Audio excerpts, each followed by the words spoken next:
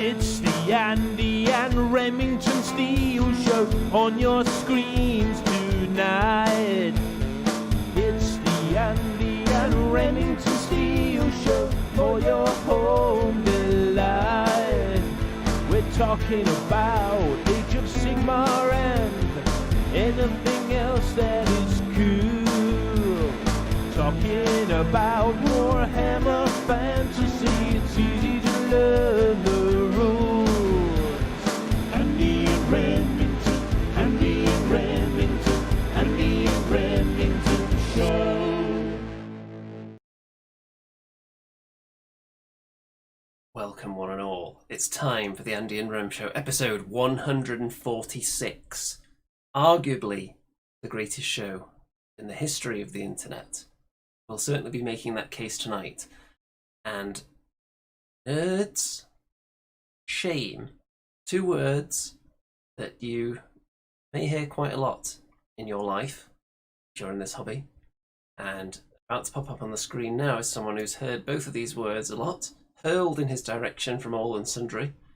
We have Remington. Hello there, with the blinds open tonight.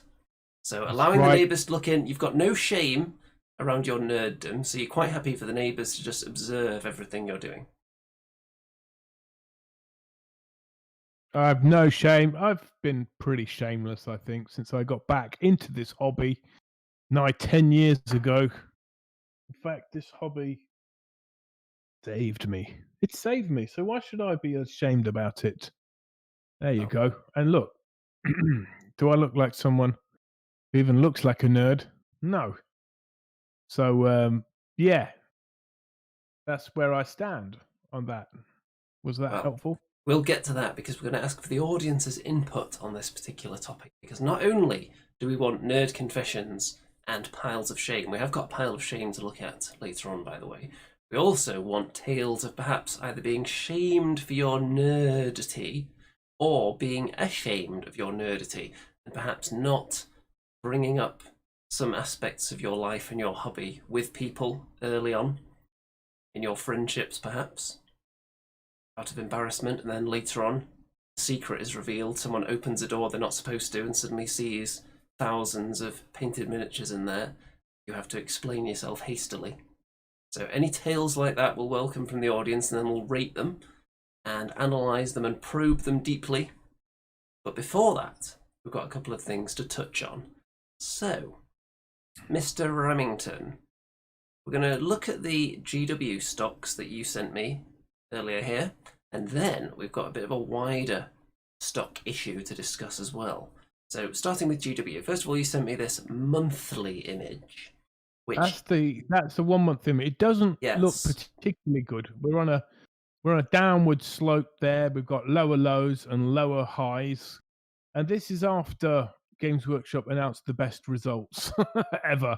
So, you know, that's life. But if we zoom out, and oh, by the way, they just paid their dividend last week. All right, so I received £6.50. Oh, for my 11 shares that I held, but then I obviously sold 10 of them.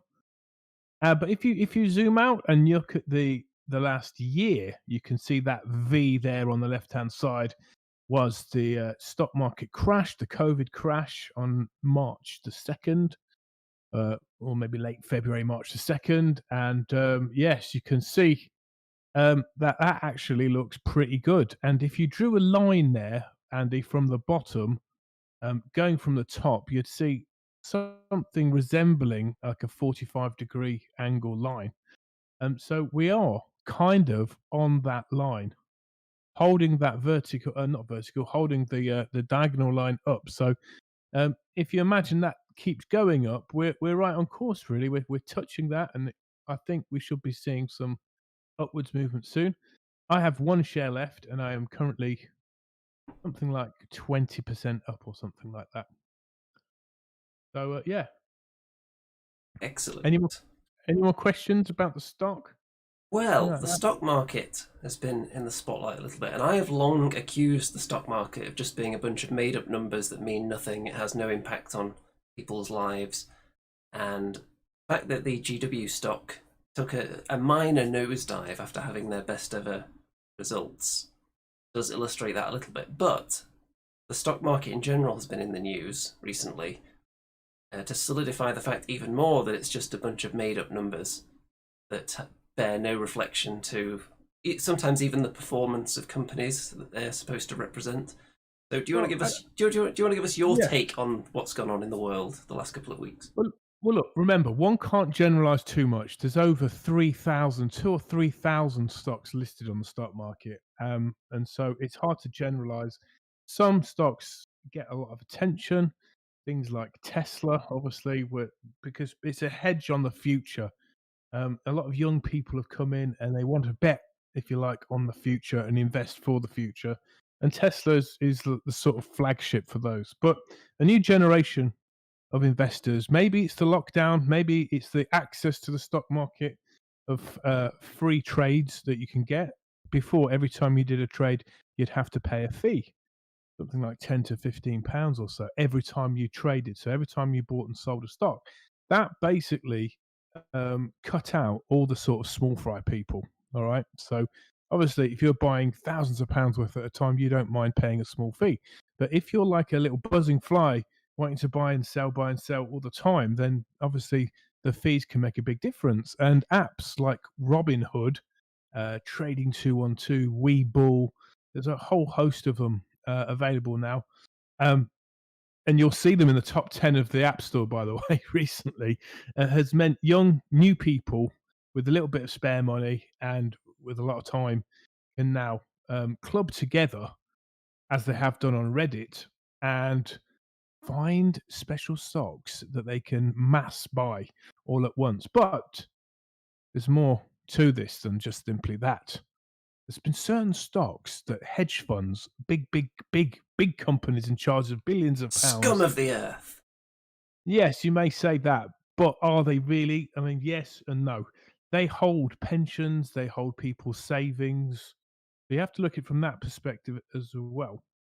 So they have shorted a number of stocks. So what do you mean by shorted, Remington? Well, sometimes you don't just buy a stock and keep it. Essentially, if you buy a stock, you own a share of that company. But some people are traders, so they're not investors, so to speak, and they will bet on a share either going up or down. If it's up, they're going long on it, or they're having a call. If it's going down, they'll do a put or a short. So it So just so happens before you that go on, let me just say. So what you're saying is, before you continue, those people contribute absolutely nothing. All they do is leech like parasites. no, that's too general. They do a bit of I thought you were everything. going to say that's too generous. No, it's too general. They do a bit of everything.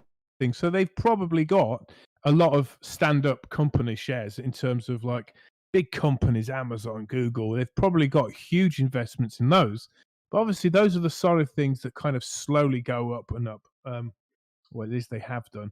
But they want to make money quickly sometimes, and they can leverage their money and short a stock. So, but the thing is, you don't buy a share when you short a stock.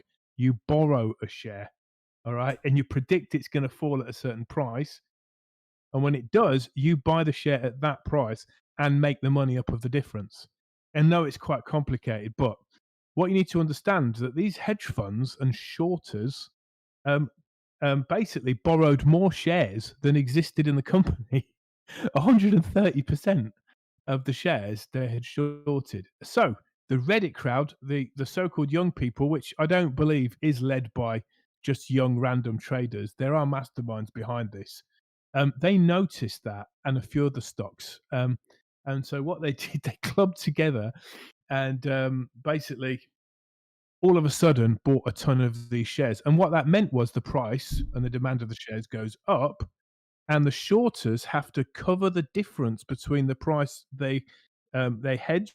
So if they said, "Oh, it's going to be $20," suddenly the price of the stock goes to 100, 200, 300, and they have to cover the difference. And they have billions of pounds invested. So suddenly they have to put more money on the table to cover the risk difference. It's complicated, but basically it meant that these trading apps even had to close down because they had to borrow a load of money to cover this difference. But look, this is all short-term stuff. Maybe it's two fingers up at the establishment.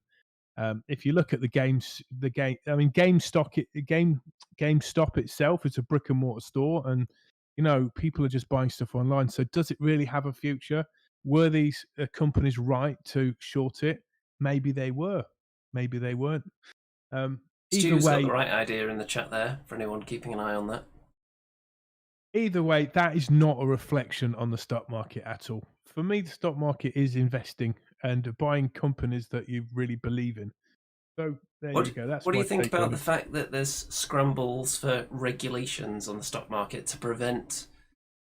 You look at it in two parts. You look at the shorter crowd that you were just describing, and then you look at the people that were basically sinking that ship, and they're trying to bring in regulations against the ship. What do you call it when you sink a ship? There's a special Torpedo? naval term for that. I don't know. Let's Well, just but use yeah, but torpedo. there When they be- torpedoed these clearly shifty shenanigans that are going on, selling more shares that then actually exist, and not providing anything other than leeching back towards yourself. Does that make sense? It's like if you look at the world's finances as a pie, everyone has a particular slice. There are people who already have a massive slice, and instead of using their vast resources to create a larger pie, all they're doing is just like moving the pie slice round further like that to make their own slice bigger and everyone else's smaller. But that's what wealth is. But Wealth they is have just they have the means to use that to enlarge the no, world's I pie. mean, that's not wealth. I mean, wealth to me is happiness. You can't, true wealth is happiness. But if you're talking about financial riches, rich people really, once they amass a certain amount, they're just moving it into different piles. So they're moving it between assets.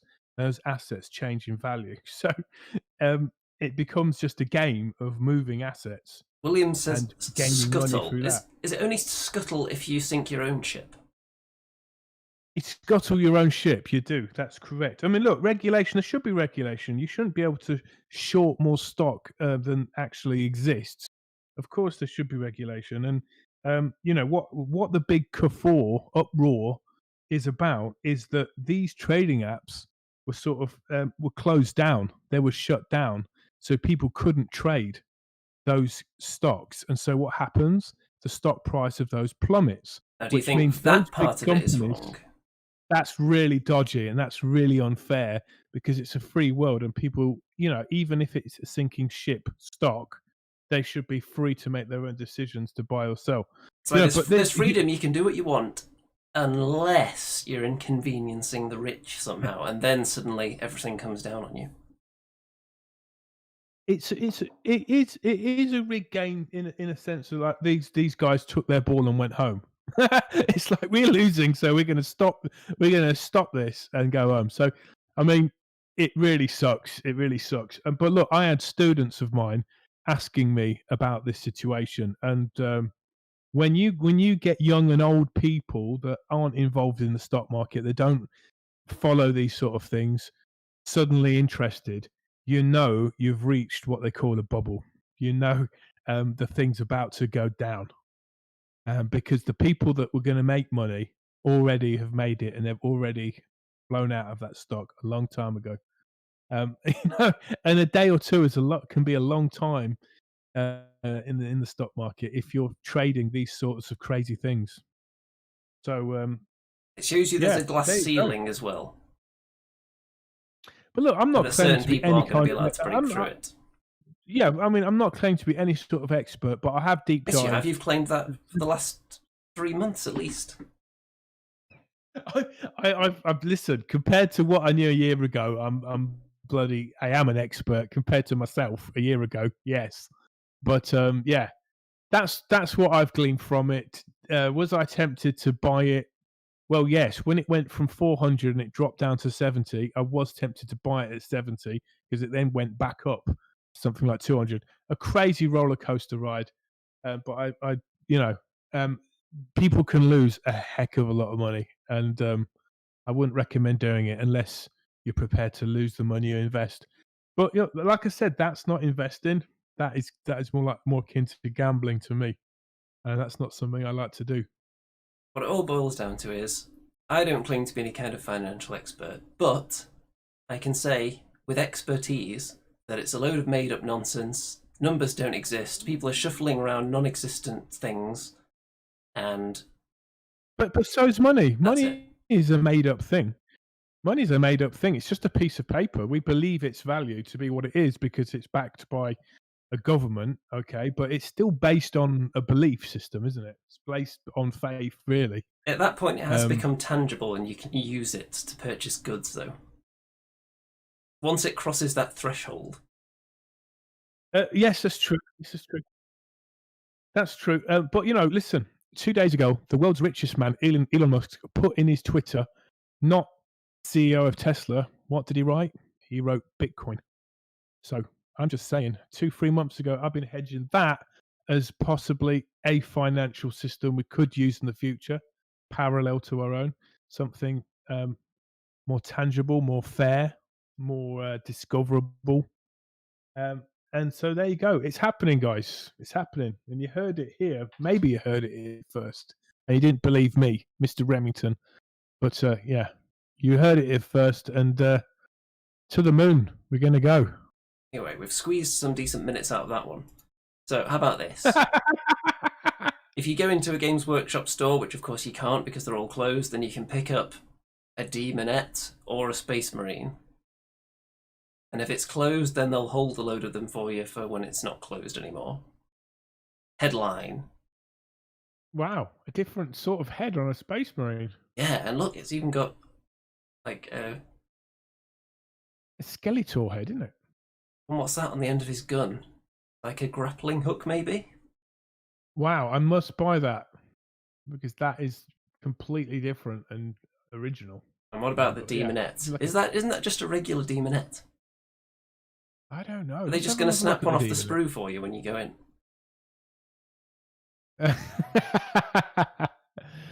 Yeah. I mean, you wouldn't like to be a demonette, would you? I mean, what Would you those like to be claws must anything be a in any real- of the Warhammer universes? I don't know. I mean, those claws are a real inconvenience. I mean, look, how does she even tie her hair back properly without, giving herself a haircut? It would be a lot like Edward Scissorhands, wouldn't it?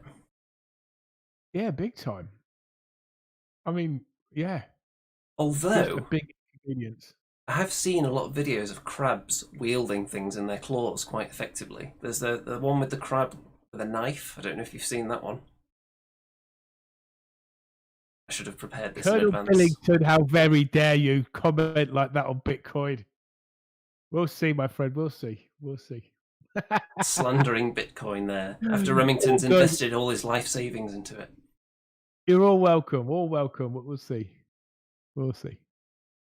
Okay, Rumour Engine. That is maybe the highest number of pieces of danglage we've seen in a Rumour Engine yet.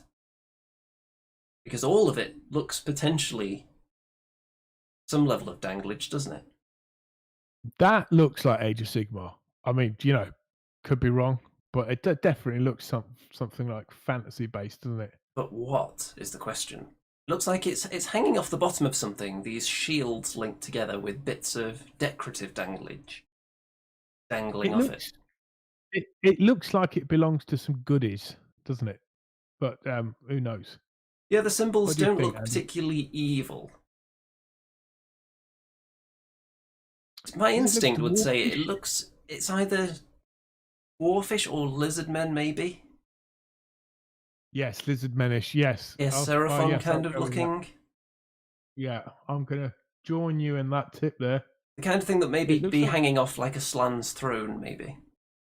Yes, maybe it could be some sort of levitated disc and these things hanging off it. Maybe that'd be interesting, wouldn't it? What about a giant slan and a little hovering spaceship as a miniature? Doesn't that already exist? Yeah, but not with like a dome round him to protect him and some laser guns or something. Owen is investing in teeth for the future. So, Probably been done before. orcs, they would certainly What's teeth? agree with that. What's oh teeth? Yeah. So does Orc Society? Do they have teeth as the mode of I don't know if financial they do exchange? in the fantasy settings, but in 40k they definitely do. Because I remember in Gorka Morka, between each game, you could then spend teeth to buy upgrades and like bionic eyes for your orcs, that kind of stuff. Yeah. Owen Lee says, "Isn't the point of capitalism and the stock market to exploit and find loopholes?" Absolutely, Owen, it is. It absolutely is. But my point is, you've got to be first through that loophole to make the true gains. So you have to be really ahead of the crowd, rather than on the tail end of things. The point of it seems to be the first one through the loophole and then pull the ladder up behind you so everyone else is stuck. It's somewhat. They can be like that, yeah. But listen. By the time it hits the news, it's too late. Generally speaking. By the time it's discussed So on this show, or are you saying you're way ahead of the curve? I think we should Am do I a way chart ahead? of Well, look. your investments compared to the prices of your investments. You should put that together for I us. mean, we can go deep on it, man. Go deep, and I think I will raise a few eyebrows. You know, but you Ruffle a have to few be very feathers, put a patient. few cats amongst the financial pigeons. That'd Yeah, be we'll that'd we'll be a s- good we'll see, series man. actually. On your financial channel, then you should have a new series, a Remington amongst the pigeons.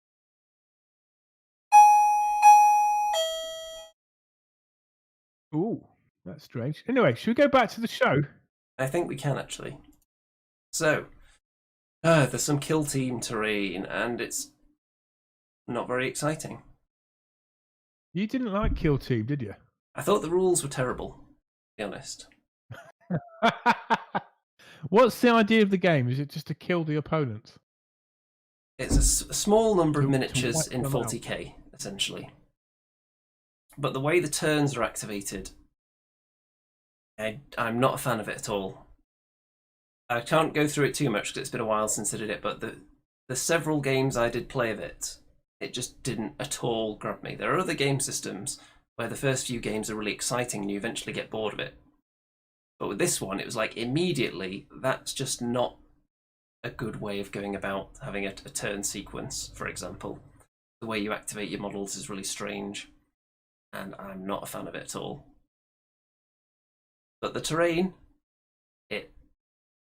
oh, well, barely show you any pictures of it, but they've got crates that you can make glow if you paint them that way, I guess.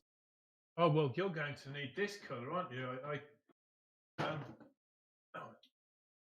why do I put my brushes right in front of my paint drawer? Yes, you're going to need that, aren't you? Tesseract Glow, I think that's called. That's what that's called, right? I think you Pretty probably cool. will if you want to make everything with a nice glow on it. It's one of those paints where it's just such a specific usage, isn't it? That you hardly ever use it, and then when you finally do want to use it, it's bloody dried up or something. Well, that's enough of that nonsense. Here's a pile of shame from Stu. So Love this it. was posted in the Discord server. And What's a pile of shame for those that don't know, Andy? a pile of shame is a huge stack of all the miniatures that you've accumulated over the years that you should have really done something with by now, and all they're doing now is sitting off to one side, collecting shame, and you look at them, you feel like they stare accusingly back at you, telling you, why haven't you given us some love? Why haven't you painted us? Why haven't you assembled us? Why haven't you taken us to the next step yet? I would not call this a dirty pile of shame. All right, this is what I would call a clean pile. This is a clean pile because it's pristine, it's clean, it's not been opened, it's not been assembled. This has resale value, if you like, or it's there. And Steve's done a good thing there, because the worst thing you can do is open and part assemble too many miniatures, and that's when you get your dirty pile of shame. All right, that's when you get the pile of grey or metal, that really does send you into the realm of madness. But yeah, I think we can forgive Stu. He's obviously stockpiling, saving, and I don't know where he's going to start with that stuff. But yeah, that's a clean pile in my opinion. So, when it comes to taking things out of the box, I think a possible reason for it sending you into the realm of madness is that immediately, as soon as you do anything with that sprue, you clip the pieces off or anything, you've instantly devalued it. While it's still in the box, in its plastic, you can almost get the retail price for it if you just stick it on eBay, for instance. Because it's basically new, so why wouldn't someone just pay near retail price for it when it's exactly the same as what they'd be getting? But as soon as you do, as soon as you do anything with it, once you get it to the point where you've just assembled a couple of miniatures, at that point you've already stripped away a huge amount of the value.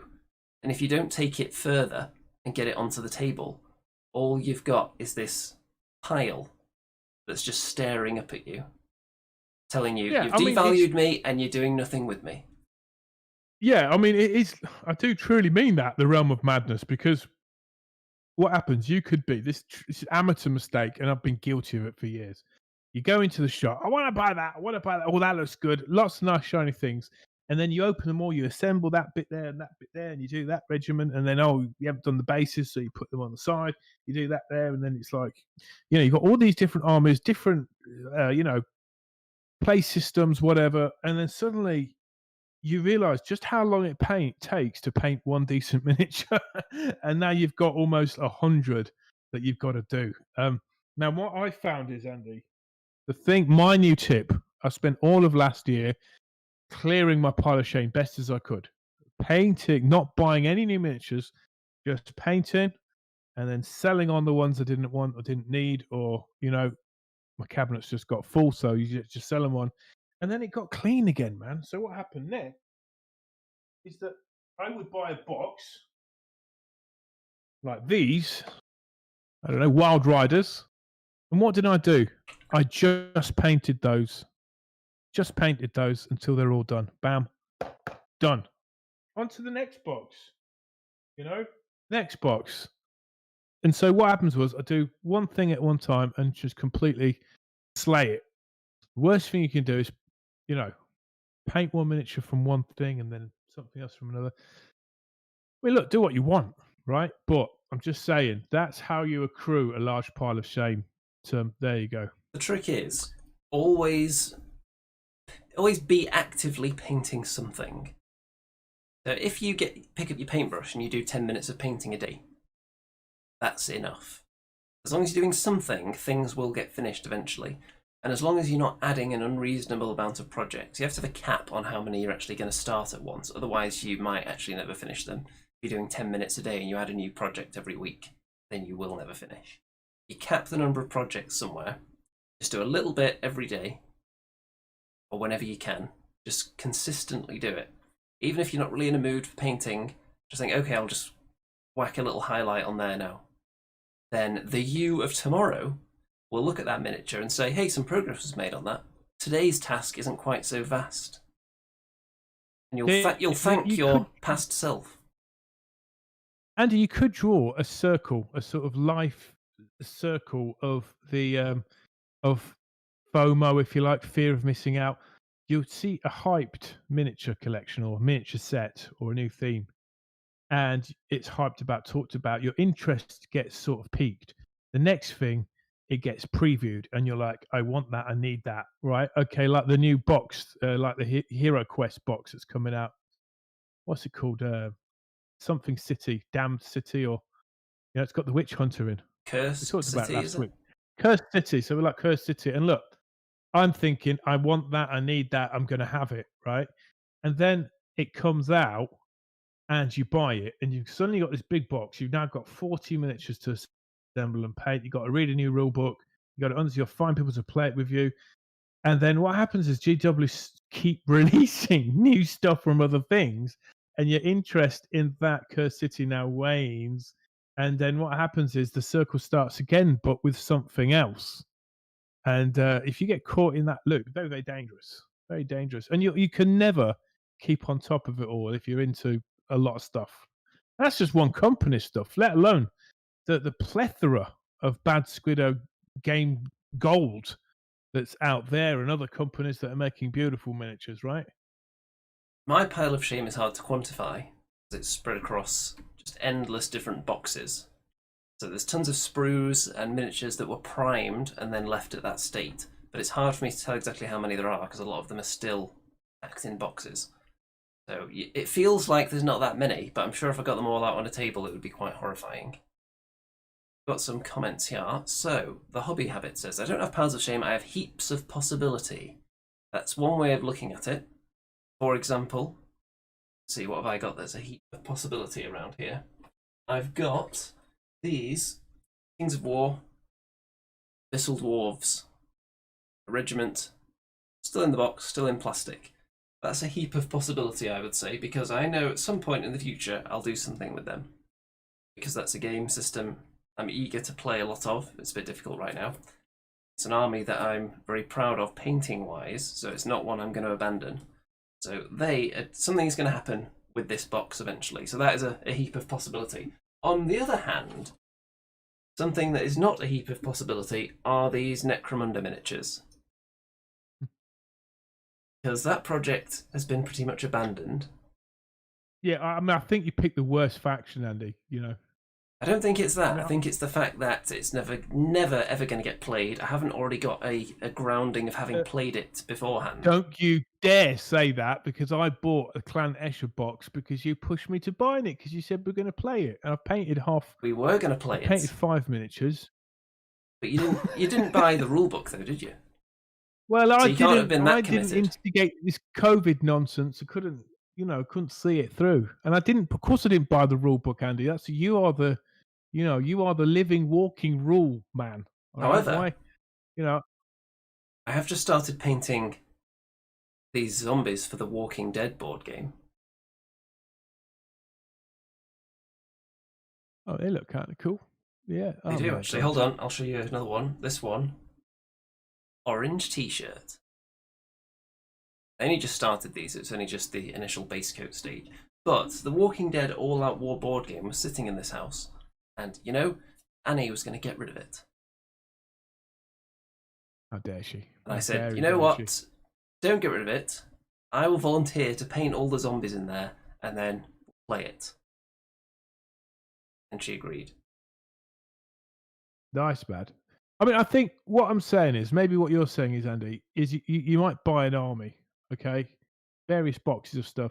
Now, the worst thing you can do is to assemble that whole army.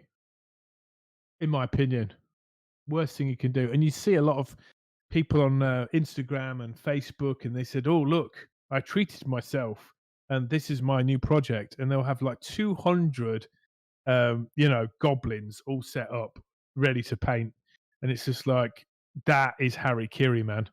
Why would you ever want to do that? You have to know your limits. No, one regiment at a time, 1 miniature at a time. You do that. I will say there are people out there who can assemble 500 miniatures and then blitz through them all. There are people who know they can do that, and once they've already established in their mind that that's within their skill set and within their mindset to not get just completely overwhelmed by that, then that's fine. But your average person out there is going to get overwhelmed, and you shouldn't assemble them all at once, because then at that point they're staring at you from a place of prominence usually. Because once they're assembled, you don't really want to be piling them up in a box somewhere, putting them away. While they're still in the box, they're potential. As soon as you get them out the box, they become a responsibility, I would say. And that can weigh on people. Yeah. Once you start the project, once you initiate that project, it can weigh down heavy on you. Yeah, I'm feeling you, Andy. I've been there with my Caradron Overlords. I didn't make the mistake of assembling literally everything, but I did assemble quite a few of them. And I think with that, I actually batch painted too many at once. I think I did about 20 guys in one go. And then after that, after I'd finished them, I then went to start the next unit, and all my painting motivation had drained away. So they were just staring at me in their half-finished state, and then I'd look across the room and see the other half of the army assembled and a few more still in their boxes. And I think if I'd assembled those ones as well, would have got less for them when I decided to sell them as well. So I was fortunate that I was able to make a profit on that army as well. Yes, you were. You found a loophole, didn't you? But we've talked about that already. Have we got any more piles of shame we can cast our judgmental eyes on? Well, no. Everyone else was too ashamed. So, do we have any tales of people perhaps being ashamed of their hobby antics or being shamed for their hobby antics? I want to see those in the chat immediately while we're looking at these pictures of Remington's handiwork, which he's going to describe for us. I've got 2 piles of shame right there. Look at all that stuff. That's not that Lift bad. them higher. As you can see my screen. That's There we my go. 2 piles of shame. That's not a pile of shame. That's like a bits box. Bitch box. Yeah. That's my pile of shame, yeah. Some good stuff in there though, you know. Yeah, so yeah, I'm not going to pay anything apart from this Blood Bowl regiment. That's my next thing. And at what 10-12 miniatures, I've done 3 already. So there you go. I love these miniatures. This is a lot of good fun. Yeah, this is the necromantic. What are they called? The necromantic horror Blood Bowl team. And I think that Scarecrow, it's just I couldn't resist him. Well, I'm going to see through these 6 zombies. Then I've got 6 more zombies to do. Then there's the heroes in the box. And I am going to finish this guy as well. You can see he's got more colours on him than last time you saw him, probably. This hideous beast. Nice. It's a large undertaking, and I was trying to paint this on live streams, but it was too difficult. Getting the camera to see what I'm doing while painting it, it's just impossible to hold it. Because to actually paint it properly, I need to have it like pretty much near my face because it's so big. If I'm holding it like that so the camera can see it, the bit I'm painting is too far away, if you get what I'm saying. So that's not going to be painted on camera anymore because it's too difficult. A labour of love, Andy, that. Labour of love, mate. It is. It's going to get finished. I've pledged. Okay, so we've got a little tale that was on Discord. So Darba said, how about ex-tenants taking their episodes out on your models? I walked in today after they moved and saw that my Dwarf Throne of Power, Trollblood Mountain King and War Wagon had been smashed. Oh my god. What I want to know is, what kind of arrangement did you have where tenants had access to your miniatures exactly? How did they smash it? Was it out of spite? Was it out of ignorance? Interesting. I'd really like to know. That's a very sad tale. Yeah. Did you say War Wagon? Would that be an original Empire metal War Wagon? I would hope not, but probably. That's the kind of thing that would drive anyone into the realm of madness. So Owen says, I did find out today that my partner registered a username called I Love 100 Orcs for an account. And Owen is apparently shaming his partner there by sharing that. So, Mr. Remington, have you ever been ashamed of an aspect of your hobby and not mentioned it to someone for an extended period of time for the fear of how they would react?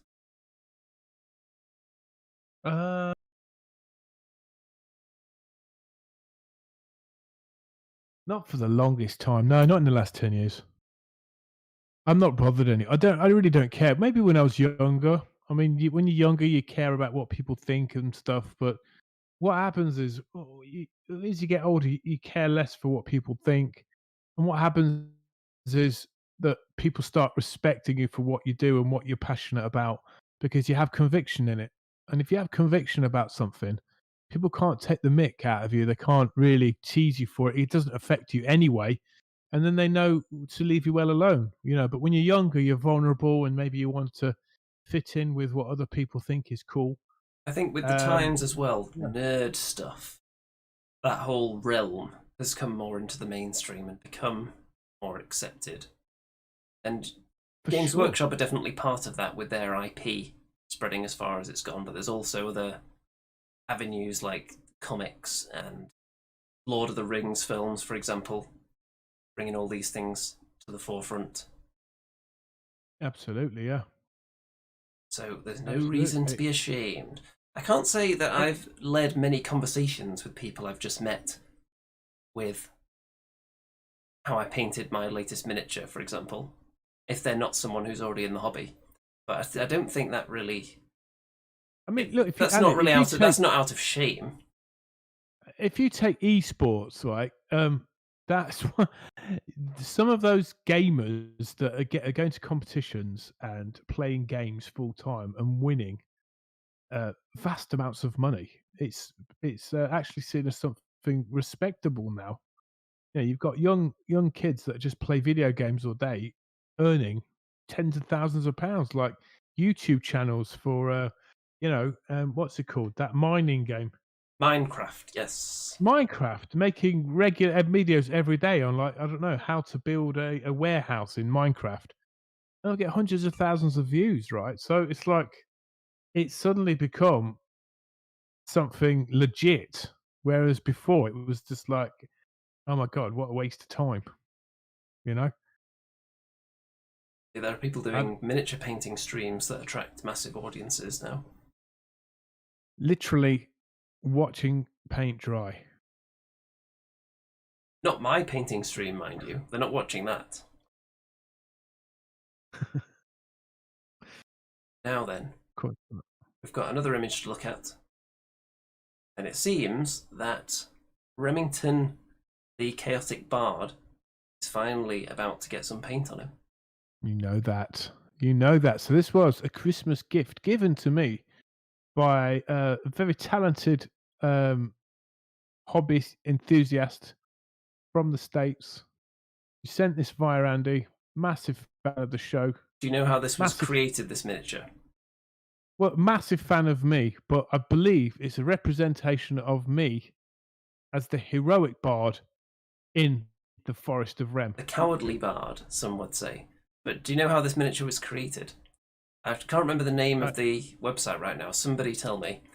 There is a website where you can assemble the different elements of a miniature, and then you can either print it yourself, or I think you can have them print it for you for a price.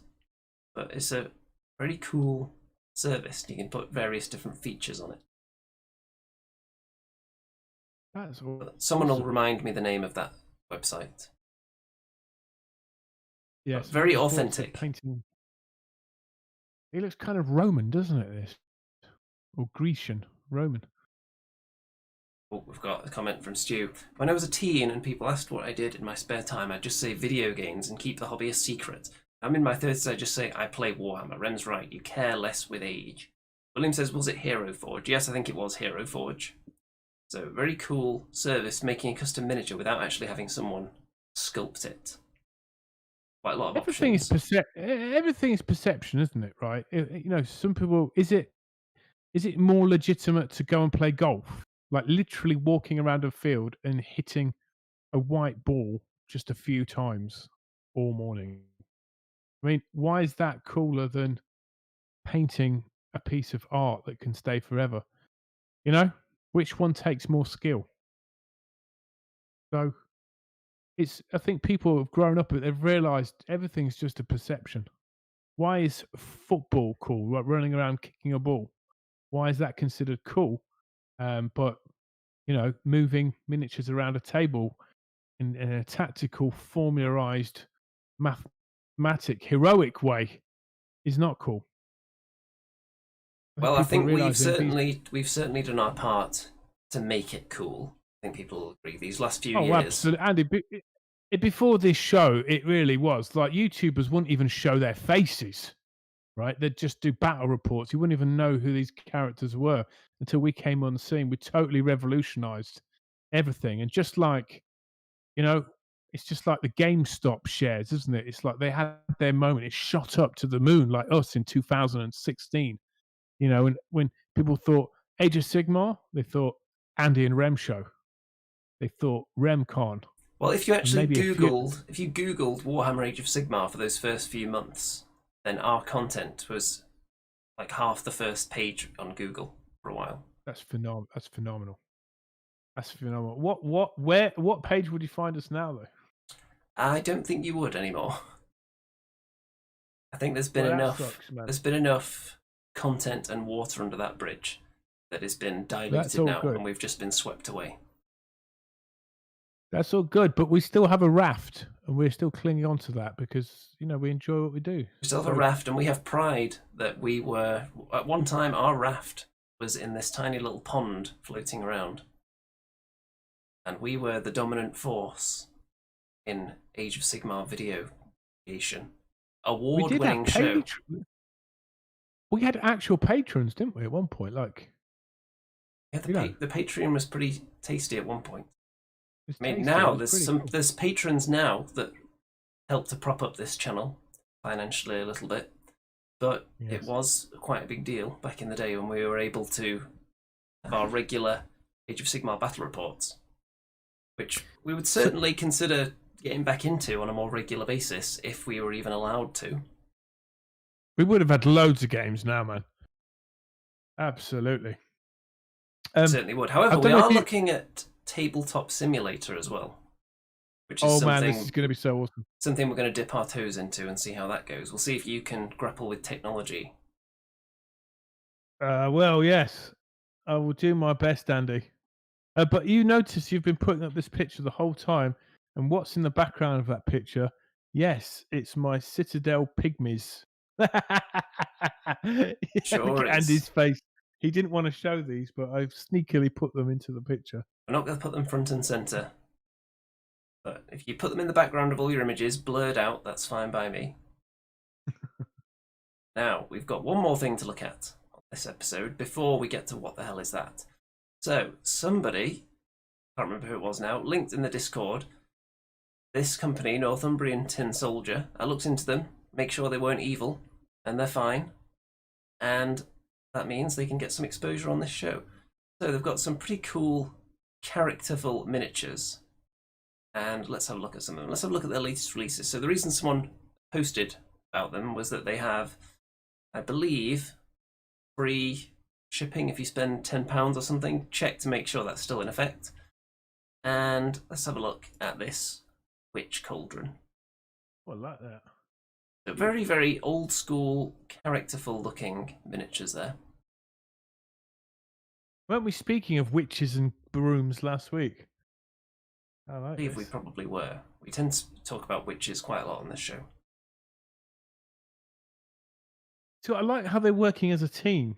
You know what I mean? You don't often hear of a warlock and a witch, staying together all these years and still cooking together. Isn't that nice? Let's see what this is made of here. Is it metal or resin? That's what I want to know. Collectible pewter gaming figures. So yeah, old school metal miniatures. That's what I suspected looking at it, but I didn't want to jump the gun there. So tasty. Moving on. So over the weeks, I'll add them to my list of companies that we keep an eye on and have a look at their new releases as they come. So they've got a lot of dice on this website as well, I noticed when I was having a look earlier. But let's just pick a category that looks fun. And the beard folk. I knew I was going to go that way. Dwarves. So let's find some particularly cool one. Oh, how about this? Oh, I love them. I like Surtur Ironbrow as well. Look at that. Abraham Lincoln beard. Is that a female dwarf? Because aren't female dwarfs bearded as well? I think it depends on the particular fantasy setting. There's great debate on the subject. Cool stuff. So let's have a look at one more. Let's have a look at Kroldor the Elder. So that looks like, what would you even call that? It's like a telescope, but for the ear. I love that. I don't know what you call that. An earphone? It's brilliant.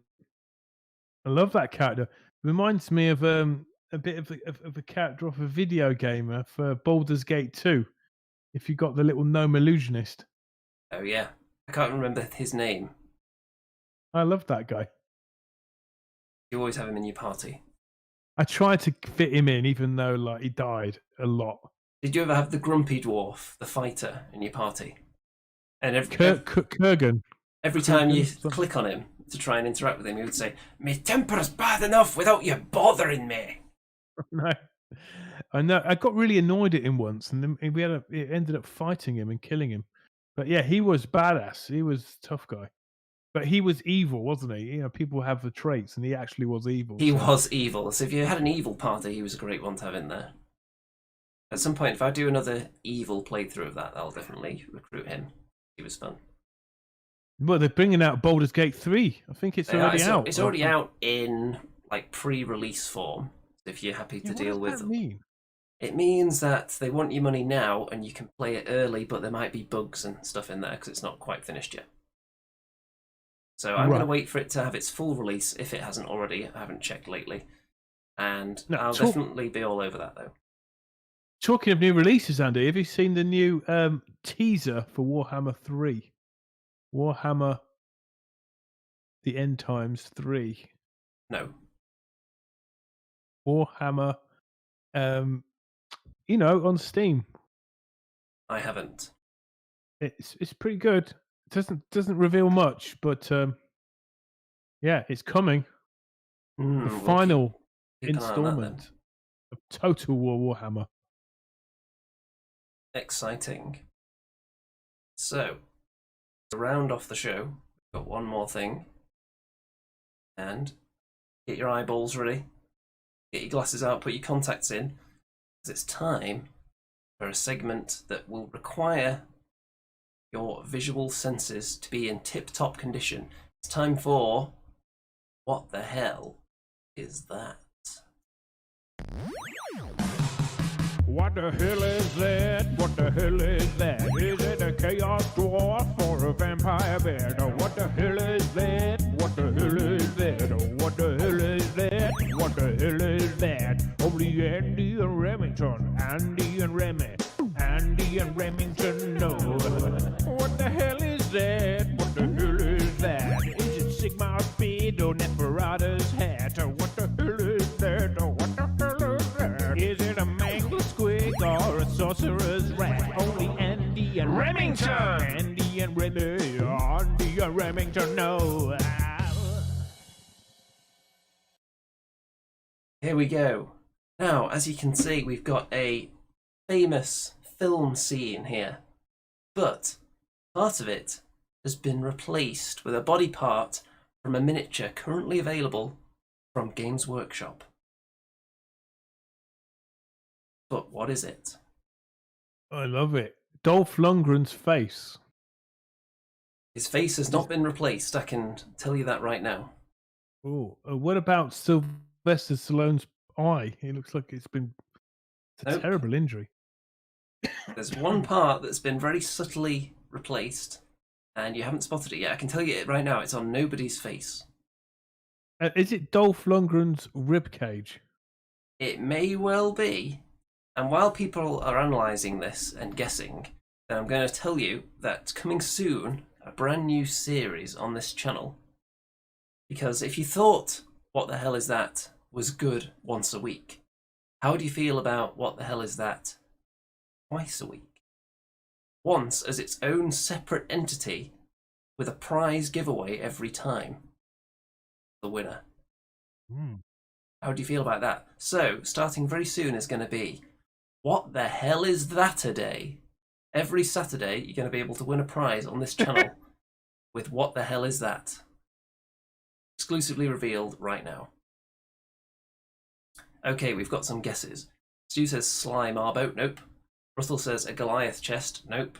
I can tell you right now that it is in the Age of Sigmar range. It's from a faction that had some attention fairly recently, but it's not one of the new models in that faction.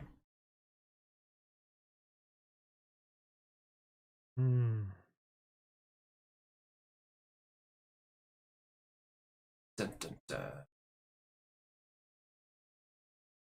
I don't really know. Somebody's got to get it. And by the way, people like this video. Come on, we've only got 4 likes so far. That's criminal.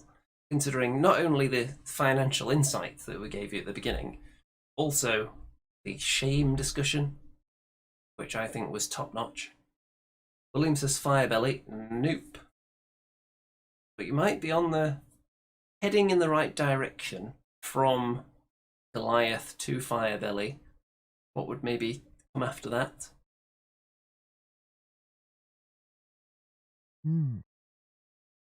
I thought it was some sort of elven hair flowing. I can tell you that it actually is the correct part of the body that you're looking at as well. It's someone's kind of armpit, ribcage wrinkle region. Is it a gargant? Is it a gargant? Oh, Andy's gone quiet. What kind of gargants do you think it could be? Stuart says a gargant. Do we have to be specific? What sort of? I don't think it's a kraken eater. So what are the other two? I don't think it's a gate crasher. It's the other one. I can't remember its name. It's one of them actually called the Gate Crasher. I think so. Gate crasher. That sounds wrong to me. Oh. Gate crusher. Gate crasher. It could be right, That's but it sounds wrong. Okay, you know what? I'm going to give you that, Stu. So, solution. Boom. There you go. The actual name. Man crusher. Ale guzzler. Yes. Ale guzzler. Stu got it. The classic giant. So yeah, it's technically an ale guzzler gargant. It's technically a man crusher gargant. They've changed the name of it a few times. But it's the old giant, and it's kind of ripples on the side of its torso, underarm region. So there you go. So if you like What the Hell Is That, don't forget to tune in every week for What the Hell Is That Today, where there will be a couple of clues, but you won't be on any kind of time limit though, unless you want to actually win, because the first person to get it right is going to be the winner. First person to put the right answer in the video comments every week. So I'm sure people are thrilled about that, very excited. And you know what else is very exciting? The episode thumbnail. So don't be ashamed of your nerddom, embrace it. And I think Mr. Remington echoed those words as well. Safe to say. Swear you. Yes, I agree, Andy. Don't be ashamed to be different.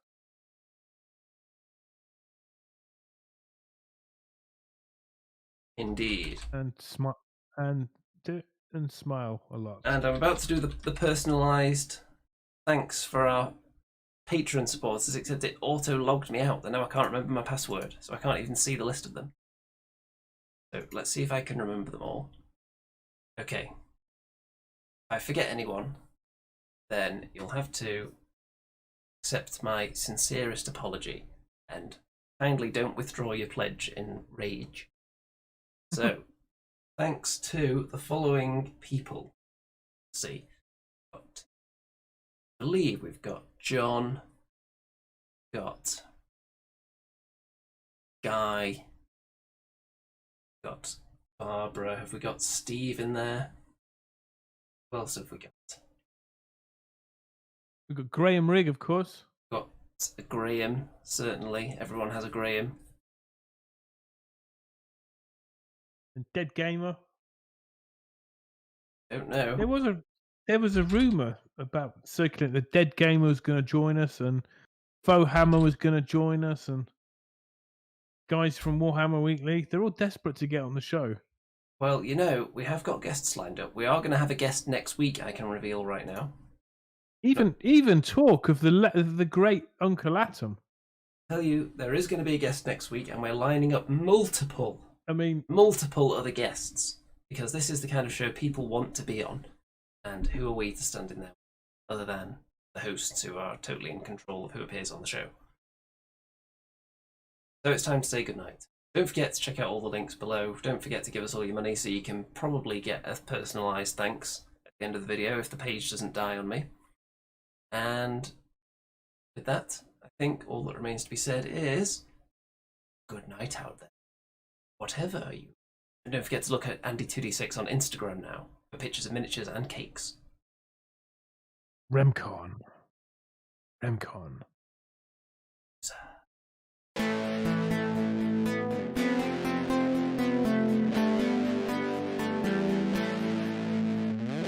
It's the Andy and Remington Steel Show on your screens tonight.